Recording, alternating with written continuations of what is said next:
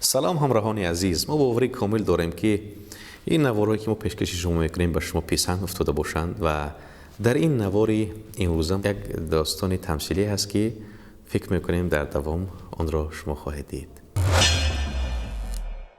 این داستان زیبا نام دارد عقاب باش نه مرغ.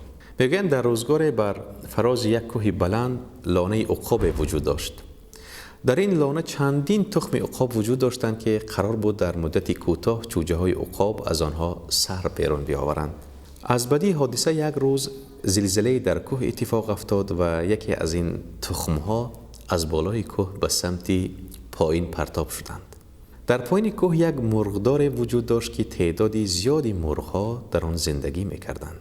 وقتی که تخم عقاب وارد فضای مرغداری شد، ابتدا همه با تعجب با آن نگاه میکردند.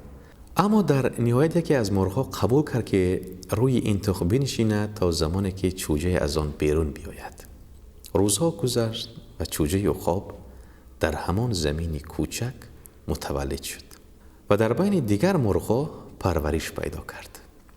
روز وقت سرش را به سمت آسمان بلند کرد، عقاب‌هایی را دید که در حال پرواز هستند. از دیدن این منظره هیجان انگیز شد و در دل خود احساس کرد. از آن پس مدام رویای پرواز در سر عقاب جوان میچرخید، اما دیگران مدام به او میگفتند که تو یک مرغی و مرغ‌ها نمیتوانند پرواز کنند. چیزی در درون عقاب او را ترغیب میکرد که حتی برای یک بار هم شده امتحان کند. شاید میتواند پرواز نماید، اما جسارت این کار را با وجودی حرفایی که از دیگران میشنید در وجود او از بین رفته بود.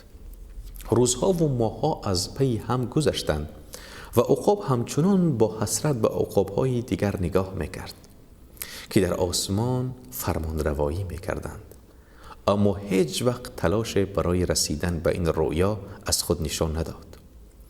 در نهایت هم پس از سالهای طولانی در همان مرغداری از دنیا رفت. حکایت زندگی بسیاری از ما آدم‌ها عزیزان شبیه همین عقاب است. خیلی از ما توانایی‌های فوق‌العاده در وجود خود داریم که می‌توانیم با دنبال کردن آنها به موفقیت‌های بسیار بزرگی برسیم.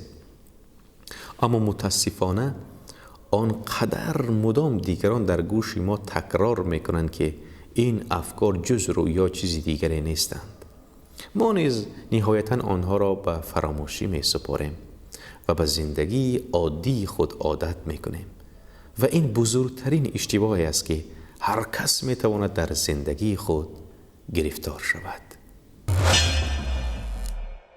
باوری کامل داریم که این نوار پسند شما فیده باشد و کامنت و لایک ها را فراموش نکنید.